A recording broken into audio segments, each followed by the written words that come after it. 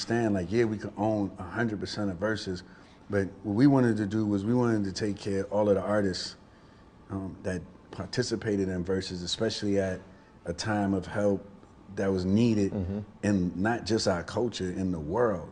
And so I figured out a structure, and we figured out a structure where we could bring everybody and make them a part of the IPO, which is going public. Because imagine how many platforms that we build that we're never included in. You know, imagine that all of the artists that set off Instagram got a piece of it when it went public. That set off Snapchat got a piece of it. Like, artists would be like in way better shape. We're used to build everything, but we're not a part of nothing when it hit the big stage. And so my thing was like, yo, let's do this deal because the company that we're doing it with hasn't went public yet, and this would be the biggest creative IPO in history. Negative backlash, I knew that people wasn't really educated on what we was doing and how we was doing it. You know, me going back to school showed me how to build up and not sell out, but sell in. We can't just be sitting back and watch all the non-colored entrepreneurs cash out. That's called good business. But when we cash out, it's called selling out. Like, I just don't understand that part. And I never will understand that part, because at the end of the day, you're building an asset to turn into something. You know what I'm saying? Like, what, you want to own 100% of nothing? Just to say, like, I own it? You know what I mean? Like, no.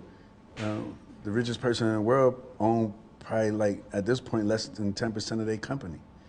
That's the richest person in the world, and that's what we got to. That world is about to boom right now. I know technology was about to go crazy. So I said, yo, this is a business. I don't know, like, I said, we using this platform, somebody else's platform, to build our platform. So immediately, me and Swizz, we talk every day for this whole time. And as people, we was calling people, and people was down to do it, we was like, yo, we got a trademark, we got to do this. We was doing it all simultaneously, kind of like building it, you know, just figuring it out as we go along. We didn't know how to make the sound go this way. We had to call people.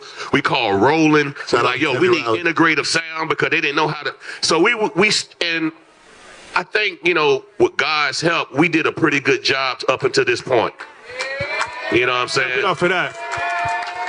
And it you know, sometimes it takes planning, but the plan was already in God's plan for us to do this. So he assigned everything, all the steps along the way for us to do. So we knew that it was a business, and we started treating it like it was a business. But people like, oh, y'all don't have your own app. I said, but we got the culture.